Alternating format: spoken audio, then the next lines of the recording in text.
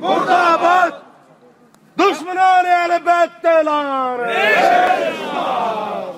صلوا على محمد وآل محمد. اللهم صل على محمد وآل محمد. أعوذ بالله من الشيطان الرجيم. بسم الله الرحمن الرحيم. الحمد لله رب العالمين. الحمد لله الذي هدانا لهذا وما كنا لنهتدي لولا أن هدانا الله. والصلاة والسلام على أشرف الأنبياء والمرسلين وعلى أهل بيته الطيبين الطاهرين المعصومين.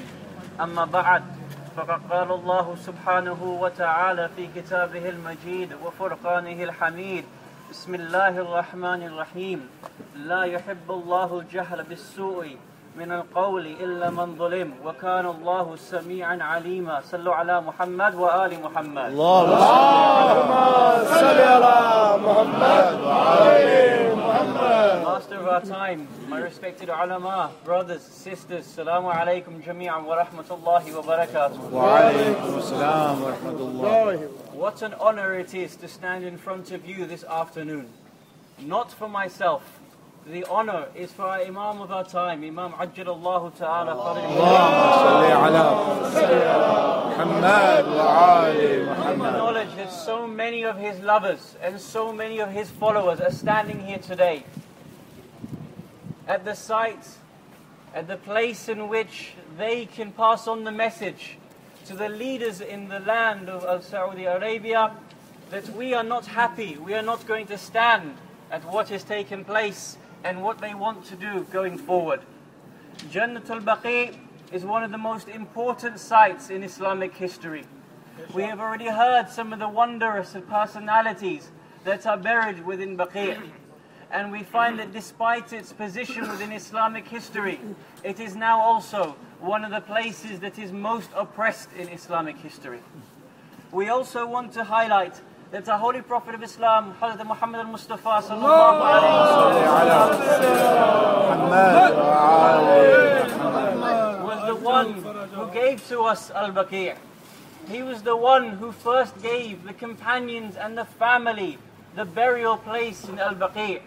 And we want to remember that every time he would leave his house to go on a mission, and every time he would return from a mission to his house, he would always go past al-Baqee' and he would give his salams and he would recite dua there. We want to remind ourselves that the companions themselves would sit and walk and ponder and remember as they approached al-Baqee'. We want to remind ourselves that the companions would sit in Baqee' and they would discuss some of the traditions of the Holy Prophet of Islam. For example, it is narrated that companions were sitting once in Janatul Baqee'. Abu Sa'id al-Khudri was one of the elder companions at that time. The companions asked Abu Sa'id, they said to him, can you tell us of an incident? Give us any narration regarding the Holy Prophet of Islam. Abu Sa'id al-Khudri is narrated to have said, sit down, let me tell you about something. As they sat, they now began to discuss the incident of the Battle of Uhud. We all know the story of Battle of Uhud. Abu Sa'id al-Khudri reminded as that the companions were now ending the war. There was one lady by the name of Fatima al-Zahra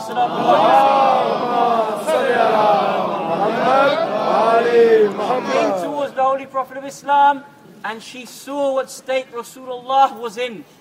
And she began to weep at this, having seen the cuts and the bruises upon the face of the Holy Prophet of Islam. He says, do not cry, O my daughter. Let me tell you something. Do not worry, your father is chosen amongst the people of this world. Do not worry that your husband Ali ibn Abi Talib is also chosen amongst the people of this world. At this point, Lady Zahra salamullahi alayha began to smile. She said, "O my father, Prophet of Allah, tell us more, tell us more." He says to his daughter, "O Zahra, let me also tell you that your son, Aba Abdullah al-Hussein, Sayyid al-Shuhada, salawatullah alayhi, he is also the master of the youth of paradise. And from his lineage will come Al-Mahdi, the one who will rise and bring about justice just the way as injustice was prevalent amongst the world." These were the companions who would also sit and talk about these noble things.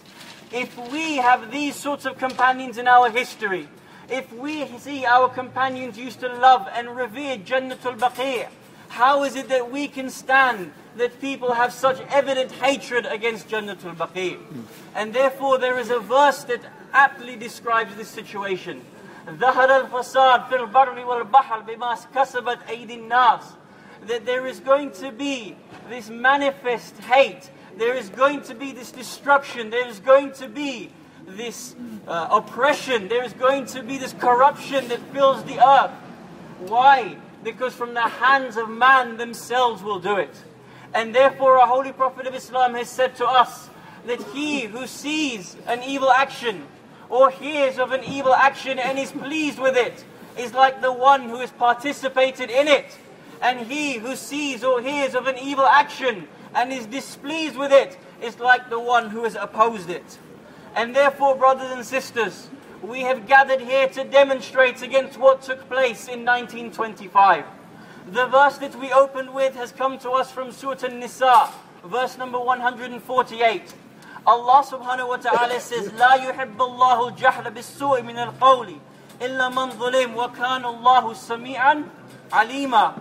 Allah subhanahu wa ta'ala does not love, He does not like to see the public utterance of hurtful speech except when manifest injustice has taken place.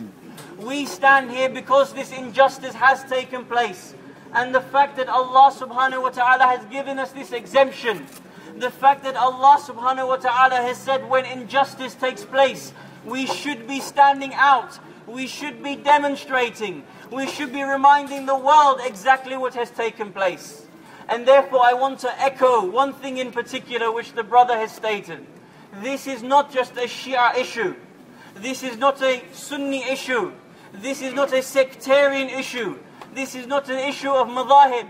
Rather, this is an issue of not just all the Muslimin, but all the people around the world. That when we see destruction of eminent and historical shrines, things in which Allah subhanahu wa ta'ala has said, go within the land and see what has happened, what has been the end of those before us. The fact that Allah subhanahu wa ta'ala has told us this is an issue for Muslims around the world and an issue for mankind, one and all. And therefore, brothers and sisters, I want to congratulate firstly those people who have come from far. I want to mention those brothers and sisters who have traveled from Newport. I want to mention those brothers and sisters who have traveled from Nuneaton. Those brothers and sisters who have traveled from Liverpool and Manchester. They are examples around the world that no matter what takes place, we will demonstrate for the sake of Ahlul Bayt alayhim as-salatu was-salam. Sallu ala Muhammad wa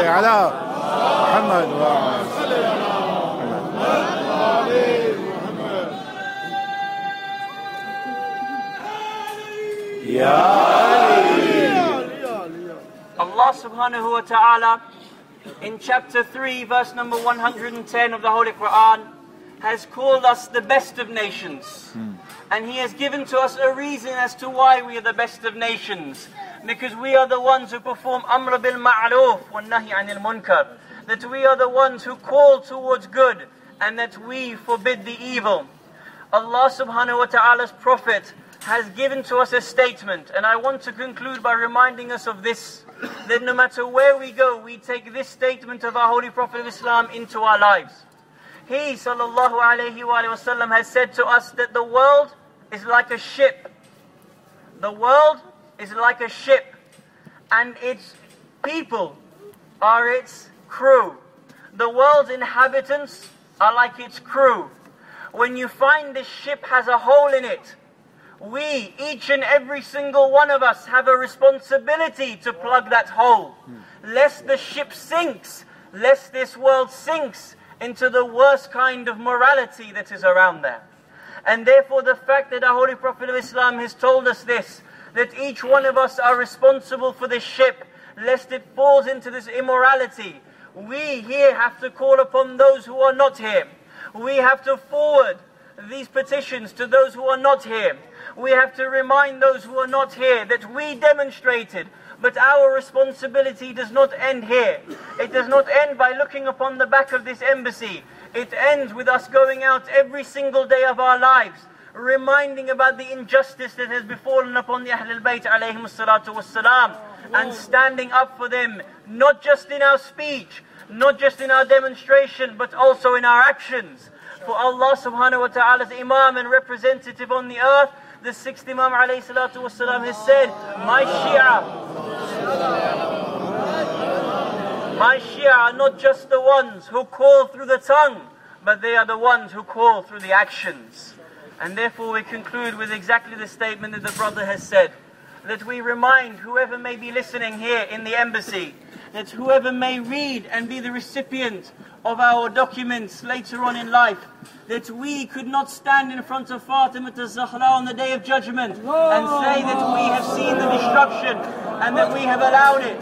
And therefore we ask all those in the embassy, all those who will receive the documentation, all those in Saudi Arabia, that what will you say when you meet the Ahlul Bayt, when you meet the Holy Prophet of Islam on the Day of Judgment? What will you say about the destruction of Al-Baqee? We stand here and we say, free, free, Al-Baqee! Free, free, Al-Baqee! Free, free, Al-Baqee! Free, free, Al-Baqee! Free, free, Al-Baqee! Free, free, Al-Baqee! I ask you